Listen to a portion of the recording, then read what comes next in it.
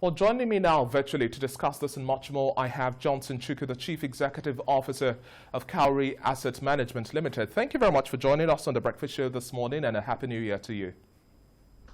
Happy New Year, David, and thank you for having me. Now, Mr. Chukwu, we saw the MPC hold rates for the most part of last year, and according to the CBN governor, and I quote, as for whether to hold its existing stance, MPC believes that the existing monetary policy stance has supported the growth recovery and should be allowed to continue for a little longer for consolidation. Do you think that's the likely pattern we're going to see this year as well, as we are having this first meeting for the year? Well, I don't think so. I think new variables have come into play in the current year that the Monetary Policy Committee have to take into cognizance.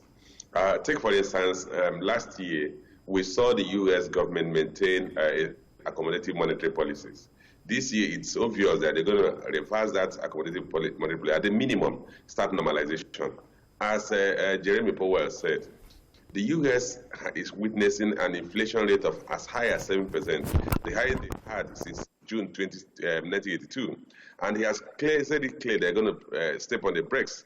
So when that happens, it will affect decisions of the monetary policy community in the country, because certainly if the U.S. starts normalization, you're going to see outflow of capital away from developing countries to developed countries, and that means you're going to see FX come under pressure, our foreign reserve come under pressure, our FX exchange come under pressure, and then there will be a compelling need to increase rates to attract investment back into the economy.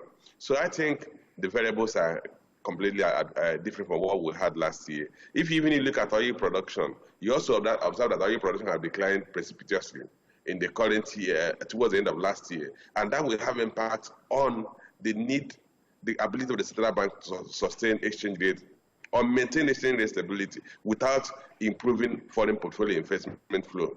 So I think a couple of things have changed, and the Monetary Policy Committee have taken this into cognizance, taking a decision in the current meeting and subsequent meetings. That we'll see play out here. Do you see a tightening, a loosening, or what exactly do you think might likely play out as we're going to have the announcement come tomorrow? Well, I think the first meeting, which is today and tomorrow, will likely hold rates at current levels to what beyond, like I said, the U.S. Federal Reserve is likely going to reverse its accommodative monetary policy, but they've not done that.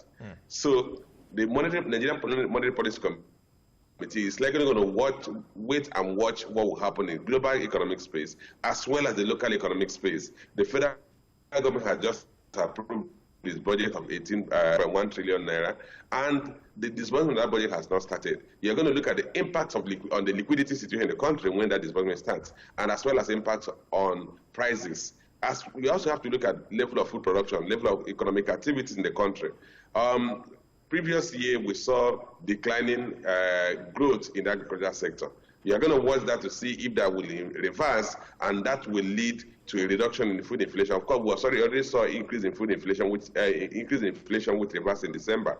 So these are factors that the Monetary Policy Committee will watch before they take final decision. I think at the current meeting, they're going to decide to hold while they watch developing the international economy and the local economy. Mr. Chukwu, now let's also gradually wrap up our conversation looking at one of the highlights of the speeches of the CBN governor, Godwin Emefiele, last year. He made mention of the fact that the MPC has largely exhausted its arsenal. So in terms of stimulating the economy, reining in inflation, putting all of the checks and stops, ensuring that we also have a much more sane forex regime and all of those, how do you see things panning out? What other avenues do you think they might likely explore this year as the arsenals are getting much more thinner? Well, in the first place, like you rightly pointed out, they have largely exhausted the formal monetary policy channels. And I think even last year they resorted to some other unorthodox monetary tools, among which was deputy the banks with cash reserve at regular intervals, almost on a daily basis, to reduce the liquidity that the banks have to go for bids for foreign exchange. And that is clearly an unorthodox monetary policy. So I think, given one, the structural defects or deficiencies in the economy, such as, for instance, the issue of inflation is no longer going to be driven or resolved with monetary policy too, because you are talking of production bottlenecks, supply bottlenecks, either coming from the China's supply bottlenecks or coming from local production of food. So that cannot be resolved by the monetary policy tools. So clearly, the Monetary Policy Committee will at best dig into their arsenal and look for unorthodox methods to deal with some of the structural challenges we have in the economy that are leading to obstinate inflationary trend. Okay, now, Mr. Chukwu, lastly, I would like to have your thoughts on what the economic outlook for this year is going to likely be like. From your own perspective, we've seen issues around inflation. We're also looking at what would be likely the next move in terms of forex access, as we're also seeing some allocations go to banks and then the bureau de change operators. It still remains the same old stance of the CBN not having any fresh allocations to them. So how do you see things panning out, manufacturing as well, agriculture and a whole lot more? What's your outlook for this year?